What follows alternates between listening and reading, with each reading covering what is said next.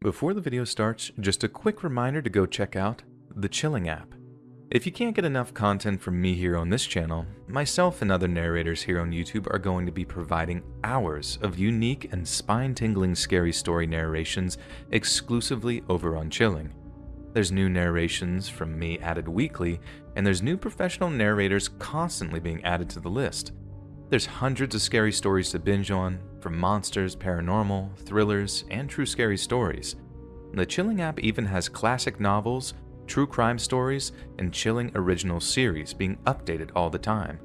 And this can all be enjoyed with their one-of-a-kind ambient menu, where you can mix in immersive and relaxing sound effects like a crackling fire, dark storms, and chill rain, and adjust their volumes independently and a sleep timer so you can drift off to dreamland without interruptions after.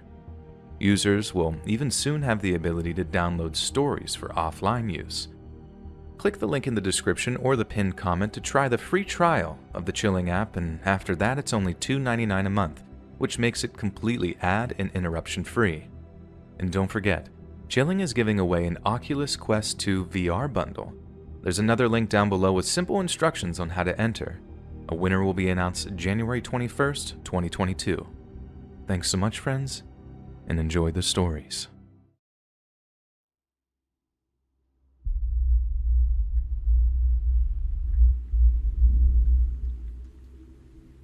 A few years back, I was driving home after work with one of my coworkers after closing, so it was probably around 11:30 p.m. to about midnight. Keep in mind we both live and work in the rural Midwest, so there isn't much in the way of lights or other infrastructure for some parts of the drive. Not that this has a huge effect on the story, it just explains how another car could just seemingly materialize out of thin air on a dark road.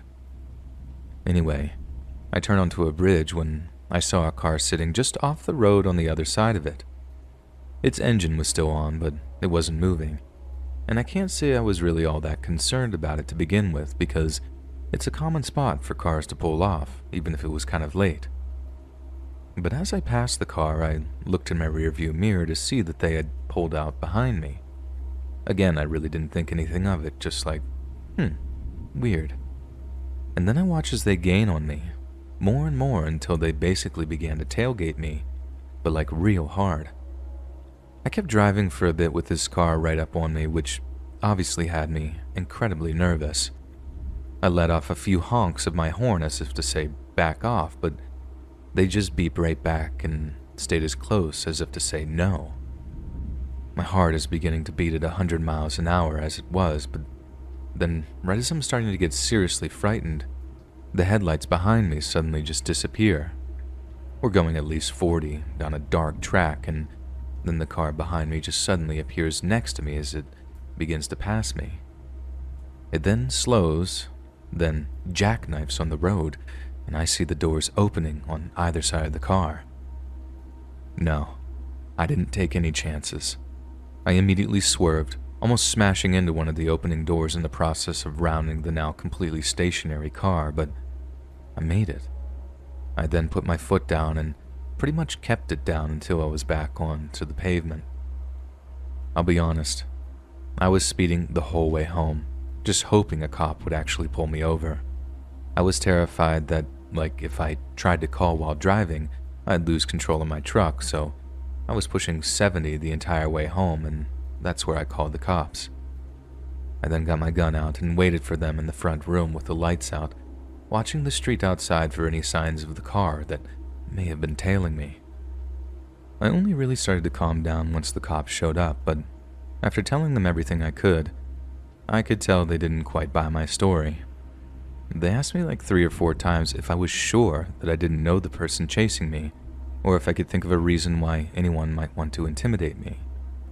I get that it's crazy, but I swear to God I have no idea who the driver or passengers might have been, or why anyone would have wanted to run me off the road like that. The worst thing is, I didn't hear anything back, or rather, all the cops could do was advise me to get a permit to keep my gun in my glove box. Seriously, they were so stumped that they legitimately just told me to arm myself. Thankfully, there were no repeat incidents, but it definitely put me off driving at night for a while. Or at least when I was forced to, I went out of my way to stick to as many well-lit highways as possible. That put at least 90 minutes on my total commuting time, but the whole thing freaked me out so much that it seemed so worth it not to have to go through that again.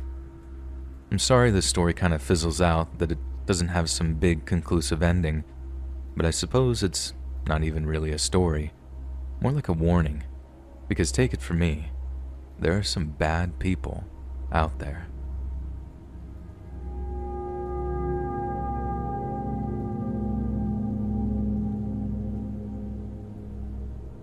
This happened in 2016 when I was a 17-year-old first-year college student in film school. I'm now 22 years old, a female. My name is Julia. I lived alone in my first ever apartment. It was really small, but I was really proud of my independence. I never felt unsafe in this apartment for several reasons. There are multiple gates in the residence that needed to be opened through a code only the people who lived there knew. My door had 3 different locks, and it was right next to the university, so most people who lived in the neighborhood were college students. Nothing bad had ever happened in the neighborhood before. I've always been very careful with locking the door when I leave my home. I always check twice, since I have slight OCD. But this one time, I leave to go to class and lock my door, but for some reason, I couldn't get the key out of the lock. It was completely stuck, so I went to get the caretaker of the building to help me, but he wasn't there, and I was starting to get late for class, so I went to class with the key still in the lock. I took off the keychain first, so it's not too noticeable. When I got home, the caretaker was back, so he came to help me, and we couldn't get it out for 15 minutes until somehow he was able to. He told me the lock was damaged so that I didn't necessarily need to change it if I only locked it once instead of twice. I just said okay, and that was the end of it. I really wasn't worried because of how safe I felt in this building. Flash forward to 2 months later. I was taking out the trash one night at around 11 p.m. while on the phone with my sister, and I specifically remember telling her that I was taking out the trash, then that I would have to take a shower afterwards before heading to a party. As I previously said, I always lock the door, even just to take out the trash. Because of my lock being damaged, I only locked it once. When I got back to my apartment, I found the door unlocked, which immediately alarmed me. So I went into the apartment and locked the door immediately with 3 different types of locks. When you walk into my apartment, which is just 215 square feet, you have the main room in front of you and the bathroom door immediately to your left. I had left the bathroom door slightly open, but enough so that I could see a man in my shower with his back turned to me. Naturally, when I saw this, I tried to open the door and leave as fast as possible. Except my main lock was damaged from 2 months earlier, and I couldn't open it no matter how hard I tried. In this moment, all I could think of was the fact that I had to leave as fast as possible. I jumped out the window without really thinking. I figured it was the only solution, except I lived on the 2nd floor, so I completely smashed my ankles in the landing. I started running in whichever way I could, and when I got a little bit further from the building, I looked back, and the man was there, at my window, just watching me as I run away. I thought of 2 possible outcomes. Either the man was going to jump and chase me, except I wouldn't get far with my twisted ankles, or he would get scared of the height and be locked in that apartment.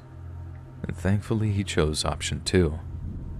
I went to hide in a bush a little further and called the police, who arrived in just under 10 minutes because I lived close to the station. They pushed my door open, and the man was just there, sitting on my couch, holding a kitchen knife, waiting for me to come back. They arrested the guy and later told me that they had already arrested him for assault, attempted kidnapping, and attempted murder previously. They also told me how everything had happened. Like I said, it was a very friendly neighborhood with mostly college students, so he got inside the building by other people holding the door for him. He then heard me telling my sister I was going to take a shower, which was why he was waiting in the bathroom for me. He was able to pick the lock while I was out taking out the trash. He apparently noticed me on school campus and followed me to my home several times before succeeding to actually come in. He stayed inside waiting for me because I had recently changed my phone and the previous one was still on the table, so he thought I didn't have a phone with me to call the police. I don't live there anymore, but after that, to get into the building, we all needed identification proving we lived there. Building IDs were created and we had to scan them every time, and it was the only way to go inside the building. Thankfully, nothing bad happened in the neighborhood after that. It's back to being very peaceful and friendly.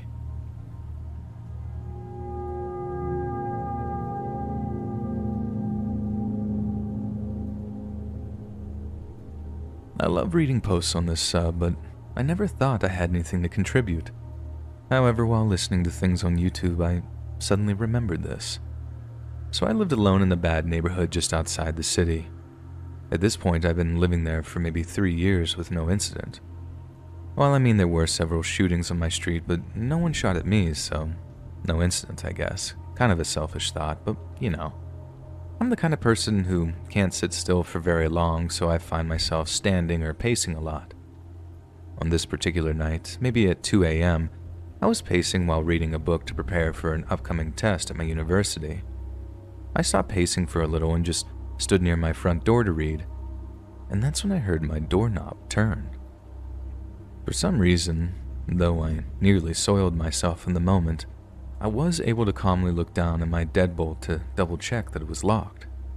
It was. I looked through the peephole to see who was trying to come in, but no one was standing there. Obviously, this was very confusing. I am neither superstitious nor a believer in the supernatural, but I'm also kind of stupid, so my first thought was, is a ghost trying to break into my house? Thankfully, that thought gave way to a more logical thought of, maybe they're going around back. So I quickly moved to the back door to make sure it was locked. It was, thank God, but then my front doorknob turned again.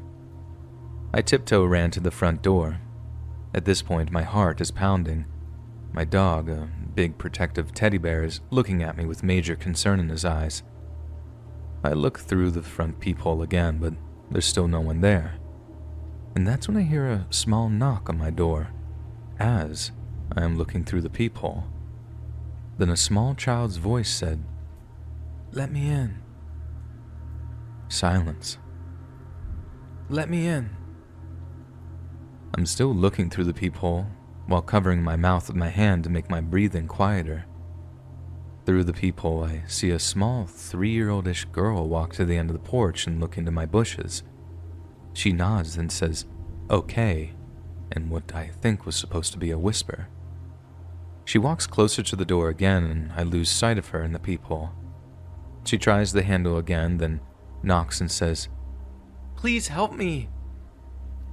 Now, my uncle was a cop, so I had heard about people using children as a way to get people to open their door before blitz attacking, so I'm pretty sure that was what was happening at this point. I wasn't sure how to handle the situation, so I just said, not even into a phone, "Hi, I think someone's trying to break into my apartment. Yeah, my address?" And then I said it. "Yeah, I'll stay on the line." I then saw a shadow emerge from my bushes, and thankfully they scooped that kid up and ran off. There were 2 people and that kid. I kind of know for certain that these people were planning to break into my apartment, to rob me, or do God knows what.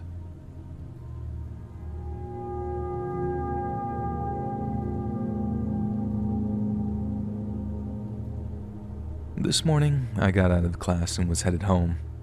I then saw a crippled old lady begging for help and telling me that she needed to get into her apartment. I helped her, took an elevator, and took her to her door. To my surprise, the door was wide open. When I went inside, she told me I could go to a nearby shop to buy her wine and some cigarettes. She then proceeded to give me her credit card and keys and insist on the fact that I should leave my bag in her house.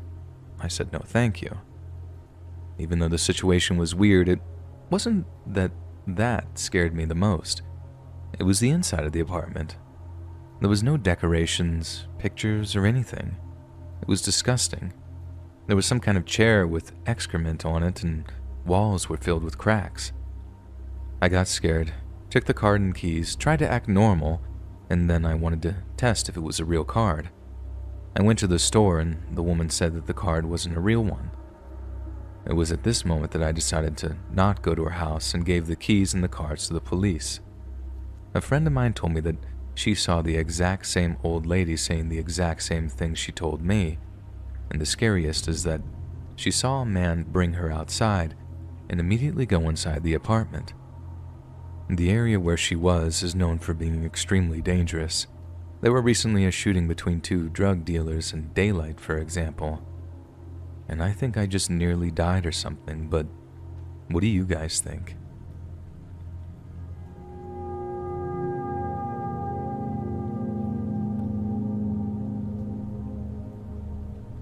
This encounter happened this late afternoon. I'm still very shaken up about this and cannot get it out of my mind, so bear with me. My day started as it normally does. Early morning work shift, come home, drive my partner to work, come home to nap. However, when I get home, my partner texts me saying to pick them back up because they just got news that they were laid off for the winter due to a very slow season. I went back out, came back, and went for my nap while my partner went to play video games. I was in a pretty deep sleep with my favorite TV show playing in the background as I've seen it a million times. About 2 hours or so later, I'm woken up to my creaky front door being opened, followed by a deep and unfamiliar, "Hello?" I've listened intently as I thought it could be my partner's friend who often stops by. I didn't hear anything further, so I shrugged it off to my TV and tried to go back to sleep. Shortly after that, I hear my partner open their bedroom door, and I hear them yell, "Who are you? And why are you in my house?"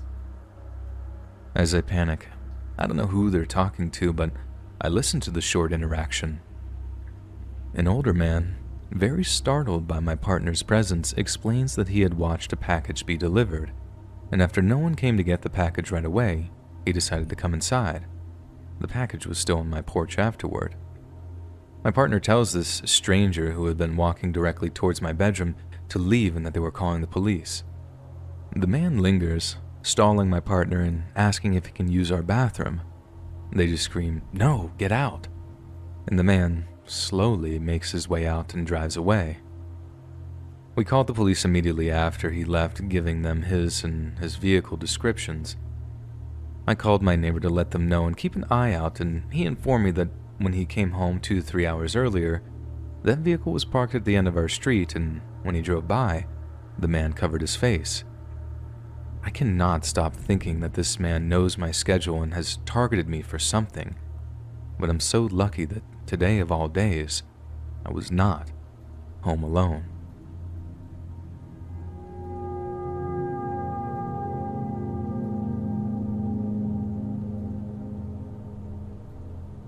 Now, a little background. I was at my mom's house, which was a basement apartment of a house. My mom was an alcoholic and addicted to other things, so typically had very unsavory characters around, and I was around 8 years old. It's Friday. My mom had this guy, Nino, come around 2 to 3 times before. She went upstairs to the main part of the house to cook dinner. I was left downstairs with this guy that she met a handful of times just partying. We were both sitting on this sectional couch. He was in the corner seat, feet up on the couch with work boots on, which was disgusting to me, and just lounging. I was on the cushion next to him, but within arm's length between us. He was staring at me with a half smile and asked me a few random questions about school. I stared straight ahead at the TV. I don't remember the questions, but even at 8 years old, I was very intuitive due to always having to observe and be on guard in my surroundings. I remember being very creeped out and afraid to move too obviously. Then he took the back of his finger and rubbed them up and down my upper arm in a slow motion on my bare skin. He was flirting with me, and I knew it. My mom calls us up for dinner about this time, and I guess he leaves shortly after. I was scared and didn't want to be around him again. Now Sunday comes. My mom's other partying friend Jim comes over early, knocks on the door, and asks to speak with my mom at the top of the driveway. I overheard him tell her basically that she needs to stay away from Nino because he's told Jim that he has his eye on me, and he could potentially do some very dangerous things to me. My mom argues with him and is basically like, "Yeah, right. you're just being dramatic. And Jim is actually pleading with her, and she still doesn't believe him. Cool, Mom. Now, a week later, my younger brother and I were in her coworker's car headed to her job. My mom was reading the newspaper and it says, "Oh my God."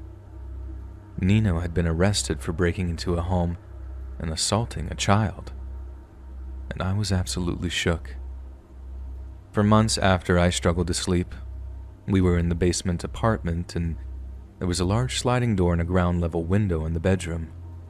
And I was afraid that he would get out of jail and I would see him in the window, coming for me.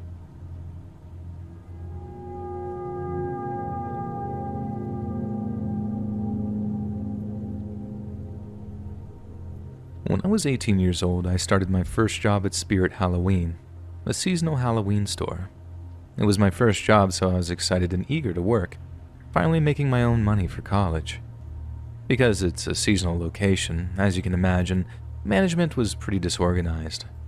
I didn't know half the staff, scheduling was a mess, and I pretty much just picked up shifts when I wanted to work, and they always needed the help. One day, I'm in the break room about to head back on the sales floor when a manager I hadn't met yet came in. He started asking questions about my name, age, and what I was studying in school, and insisted that I stay on break a little longer and sit down to a drink of Red Bull with him. We sat down and he proceeded to brag to me about how when he was younger, he used to work on movie sets and used to be in production. The entire conversation revolved around him trying to impress me with these stories. I thought it was weird, but I never had a job before, so I thought he was making conversation with me. After our conversation, we went back on the sales floor and I noticed that he would guide me over to a section to work on by touching the small of my back and making suggestive comments that slowly started to make me uncomfortable. Later that shift, I asked him for his emails so that when the season ended and I needed to apply for other jobs, I could have his contact information. He told me to send him a text with my full name so he knew who it was. I texted him when we were still at the store and didn't think anything of it. That night after work, I was up late doing homework when he texted me back. Throughout the night, he kept texting me conversationally, unrelated to work. And at this point, my alarms are going off that this seems highly inappropriate. My 45-year-old manager is trying to talk to me at 1 a.m. outside of work. I stopped responding and left it at that. Later on, I went on Facebook and realized that when he had me text him my full name, he used it to look me up and try to add me as a friend. The next time I went into work, I planned to try to avoid him as much as possible. However, as soon as I got there, he came up to me and started asking me questions about whether I drank or smoked, stating that we should do it together sometime. This man literally told me I should come over to his house and I could teach him to roll up, that we should smoke together on our break. Mind you, he's like 30 years older than me. At this point, I knew that he knew what he was doing was inappropriate because he would only make this kind of conversation when we were alone. Anytime coworkers or other managers were around, he would stop. So I tried my best to keep around my other coworkers. This shift, though, he pulled me away from my normal section and told me he had a very special task I had to help him with. He takes me to the back of the store where we keep inventory and had me help him start marking down some items. I was on very high alert because we were alone in the back of the store where there were no cameras. Again, he keeps making comments about how we should hang out and continues to tell me stories about old jobs he used to have in his youth to try and impress me or something. Eventually, he tells me about all the cool Halloween decorations he set up in front of his house, and he wanted to show me a photo of it. He pulls out his phone and opens his camera roll. As I'm looking at the phone waiting for him to find the photo, I notice something familiar in his camera roll. His most recent photo was a photo of me, staring back at me. He screenshot my Facebook profile photo and just had it sitting there in his camera roll. I gasped at a reaction and tried to hide my surprise because at this point, I was creeped out to the max. He made some weird comment about how I was just so beautiful he couldn't help himself, and I just felt sick to my stomach. I didn't confront him about how off-putting that was because I was just in shock. I texted all my friends about what happened, and they all agreed that that was horribly inappropriate. The remainder of working there that season consisted of him hitting on me and continuing to make me uncomfortable. And because it was a seasonal job, I didn't report him because it wasn't like we had an HR department, and as it got closer to Halloween, I knew that they weren't going to fire him when we needed workers. I just tried to avoid him as much as possible, but he continued to text me and try to talk to me every time I went in. Looking back, it makes me so sad that my first ever experience working at a job was spent trying to avoid advancements from a manager 30 years older than me. I'm just so grateful I trusted my gut about him.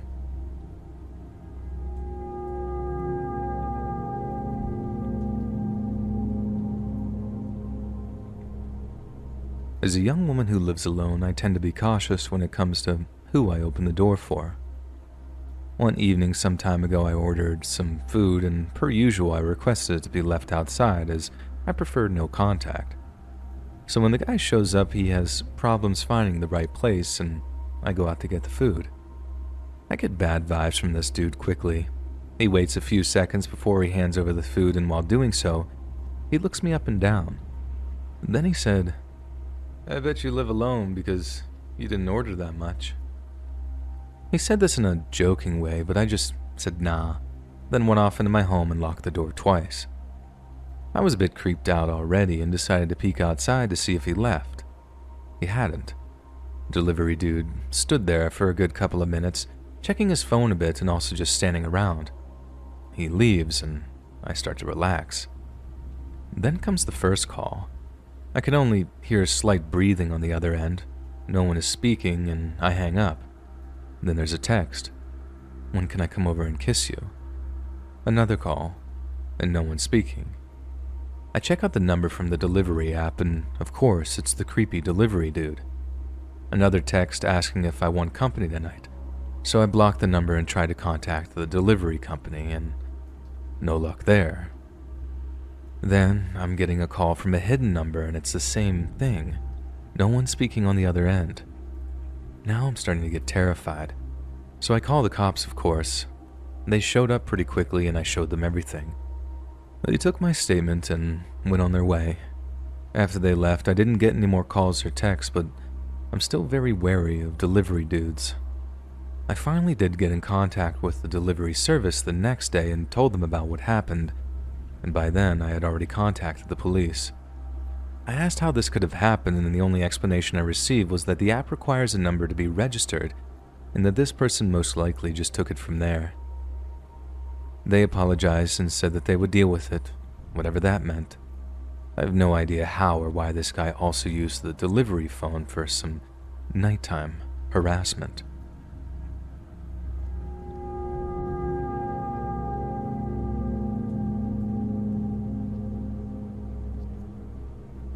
This happened to me a few years ago when I was 16.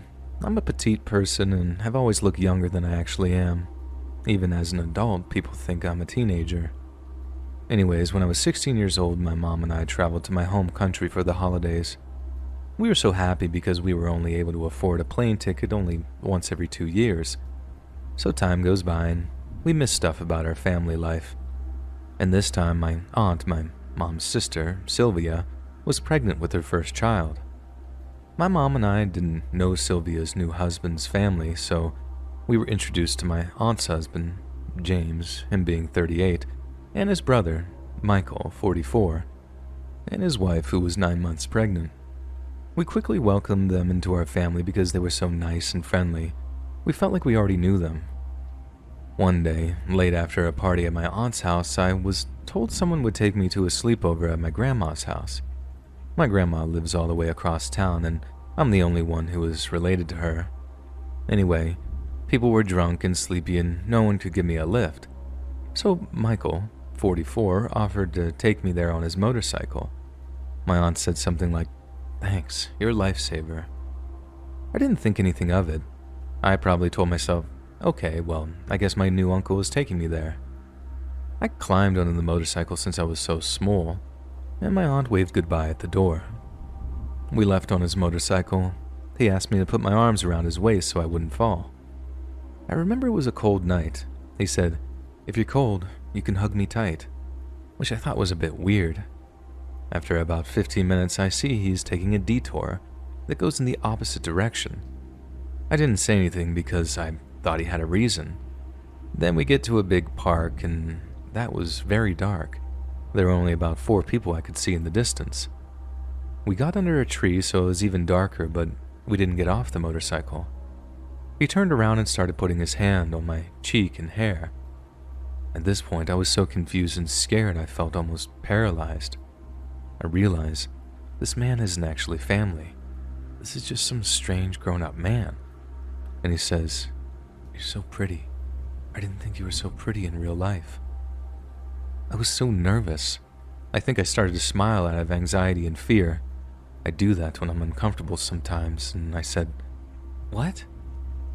He leaned in and got close to my ear and said, "You want to go to a hotel nearby? We don't have to spend the night. I'll take you home right after."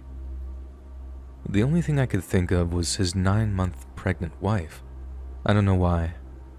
I said no, I want to go to my grandma's house. And still with a smile, I didn't want to make him angry. He insisted so many times, and I said no every time. He was so creepy, and I got the feeling that he just ignored me. He finally gave up and took me to my grandmother's house. I immediately jumped off the motorcycle and ran to her house. He took off before Grandma opened the door. I told my aunt. I don't know if she didn't believe me or just dismissed my story, so I never told anyone ever again. Up until I was 18, he messaged me on Facebook from time to time saying how pretty I was that night. It was so weird because I could see him posting about his new daughter and his new wife. I can't help to think that he thought I was younger and he could convince me easily.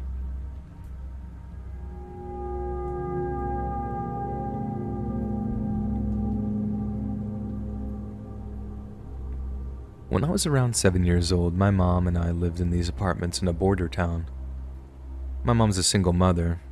Anyway, in our apartment complex, like most, it had a playground in it. Luckily, our apartment was on the bottom floor and right next to the playground. And like most children, I loved playing there. Every day I'd play there. I honestly can't remember, but my mom either went inside the apartment to grab something or let me play alone, but while she was gone, a random lady approached me. I'd never seen this lady before, but she told me she had a huge Barbie doll house and a lot of toy Barbies. She told me she lived not too far and asked if I wanted to go and play. I remember saying, "I have to ask my mom first," and that's when she said she knew my mom and that it's okay. I didn't know any better and agreed to go. She grabbed my hand and led me to her house. She did have a lot of Barbie toys and I was playing, but she didn't have any other children around, so I'm not sure why she would have all these dolls. Apparently I was gone for some time because it was starting to get dark, and that's when there was a loud bang on the door.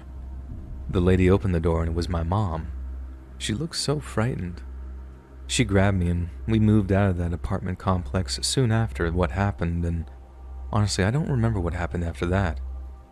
This memory came back to me not that long ago, and my mom told me that that was the worst thing that's ever happened. But I don't remember feeling afraid, but honestly, who knows what the lady had planned for me. Since we live 5 minutes from the Mexican border, it is known for trafficking children, and I could have easily been taken to Mexico and never seen again. My mom did tell me that the reason she found me was because some bystander saw me walk off with that lady and then saw my mom frantically looking for me.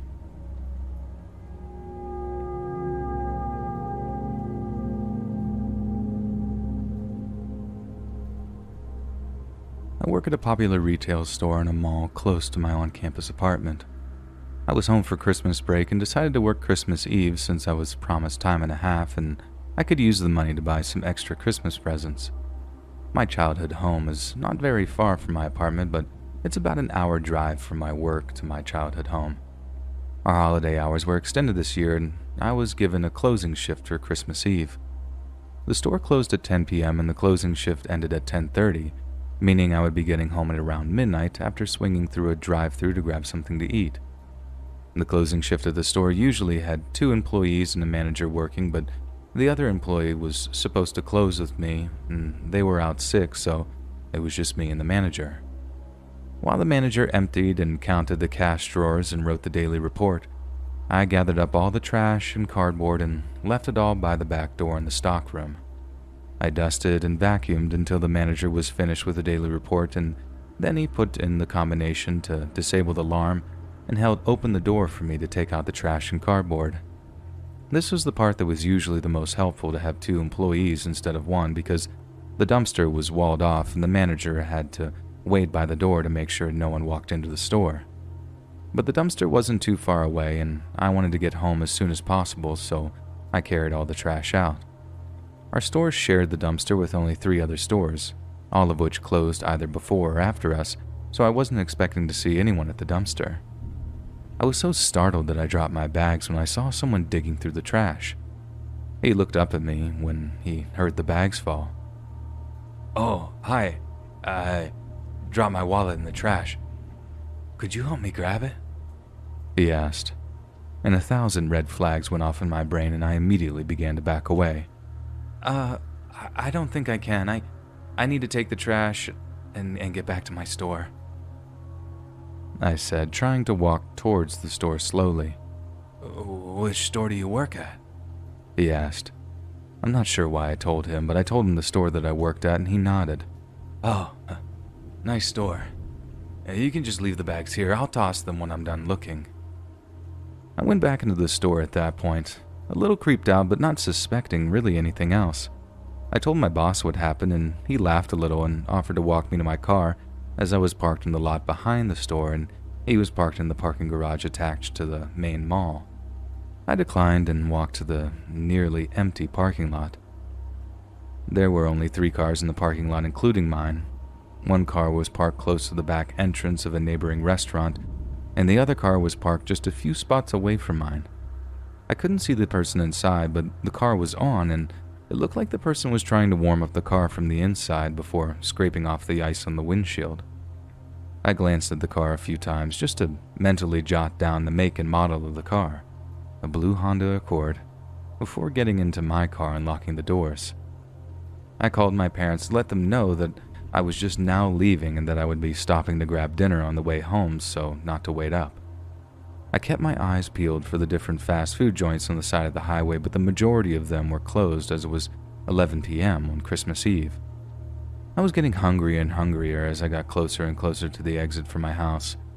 I decided to just scrounge up some leftovers at home as I drove through my town when I saw a Subway with blinking lights that said "Open Late." I peeled into the parking lot of the Subway and saw the red LED sign indicating that it was open. I walked into the sandwich shop and took a look around as it looked pretty empty. I called out to the empty store and was able to get the attention of the only person working in the store. "Oh, I thought I locked that door." We just closed," he said. "Oh, come on, man. I just got off work and I just want to grab something to eat before I go to bed. I'll be really quick, I promise," I begged him. He sighed and agreed, probably taking pity on how exhausted I looked. We talked for a little bit about working the late shift on Christmas Eve as he made my sandwich before a group of teenage boys walked into the store. "Hey, we're closed, guys. I'm gonna lock the store after I'm done making the sandwich," he said. "But I want a sandwich," one of the boys whined. Fine. The Subway employee got out from behind the counter and locked the door so no one else would be able to get in, and he could ensure that the teenagers would be his last customers of the night. He finished making my sandwich and left me to pick out my drink and chips at the soda fountain. Most of the boys only bought bags of chips or cookies, so they were all finished before I finished filling up my soda and the Subway employee disappeared into the back. I put the lid to my cup on and was looking for a straw when something caught my eye. The man from the dumpster was waiting in the parking lot next to my car. He was sitting on the hood of the car that was parked next to mine. It was the blue Honda Accord. I really started to freak out at that point. There was no reason for this guy to be in my town, an hour away from the mall at the exact place I decided to stop if he wasn't following me. And what was he doing on the hood of his car? It was like the day before Christmas. It was snowing and definitely below 30 degrees. "Hey, can you guys walk me to my car?" I asked the group of boys. "Yeah, you alright?" one of the boys asked. I'm fine, I just don't want to slip on any ice. I lied. I felt a little silly because they were probably a perfectly good reason for the man from the dumpster to be in the parking lot, something that didn't have anything to do with me, but I was still very nervous. The boys walked me to my car and waited until I drove off. The man didn't even look at me as I got into my car. I had about 10 minutes until I got to my house, and I tried to shake the feeling I got about the man in the dumpster. It took me a little while to notice, but I realized that there was someone following me. It was hard to see because the car's lights were off, but I noticed the car when I glanced in my rearview mirror as I drove under a street lamp. I started to get nervous again and drove past my house and turned back onto the main road, hoping I would lose this guy. This car stayed on my tail, and I watched in my rearview mirror as I went under a streetlight again. It was a blue Honda Accord. I pulled out my phone and called 911 and explained the situation to the dispatcher. The dispatcher advised me to drive to the nearest police station and told me she would inform the police station of what was going on. I stayed on the line with the dispatcher until I pulled into the police station. The Honda Accord drove past the station. There was a police car waiting outside the station that drove after the guy, but ultimately there was nothing that could be done besides give him a ticket for driving with his lights off. And my description of the man by the dumpster matched that of the driver of the Accord. I don't know what he had planned, but I haven't seen him since and told my boss about the incident, so I won't have to take the trash out on my own anymore. So to the man who followed me for over an hour on Christmas Eve and before then, let's not meet again.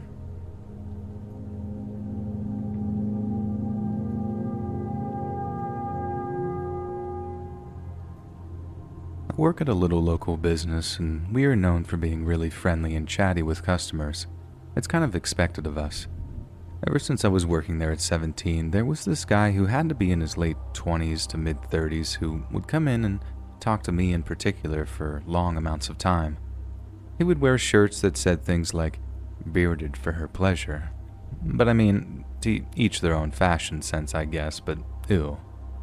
He added me on Facebook at some point, and as a dumb teenager I accepted and would reply to his messages, but not too often. I had the feeling he had a crush on me and didn't want to lead him on. He started coming in asking weirder things like, "Going out drinking this weekend? Go to any clubs with your friends?" I didn't want to delete him off Facebook because I knew that I'd have to face him again at work. My coworker and boss noticed that he would linger sometimes for over an hour just to talk to me. If I was in the back, he would just stand around waiting for me to come up.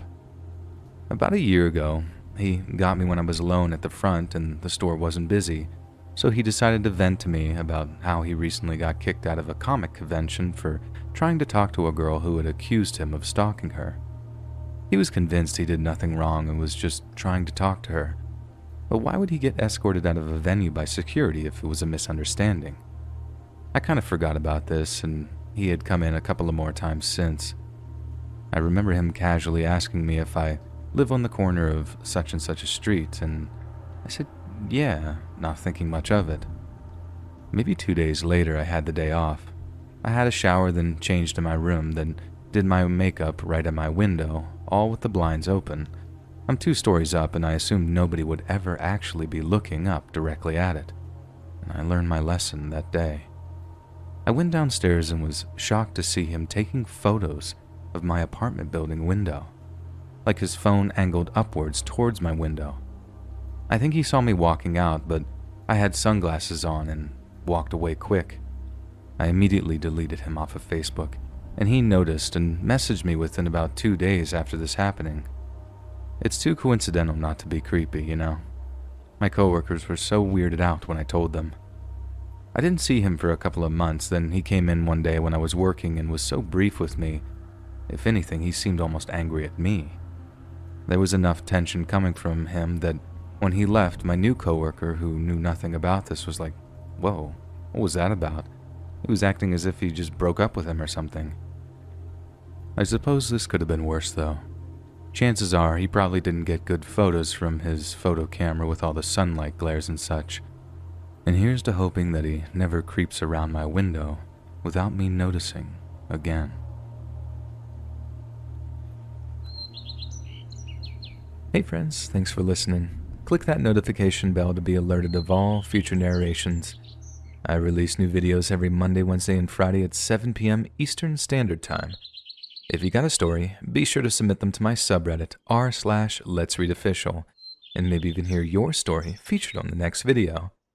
And if you want to support me even more, grab early access to all future narrations and bonus content over on Patreon, or click that big join button to hear about all the extra perks offered for the channel.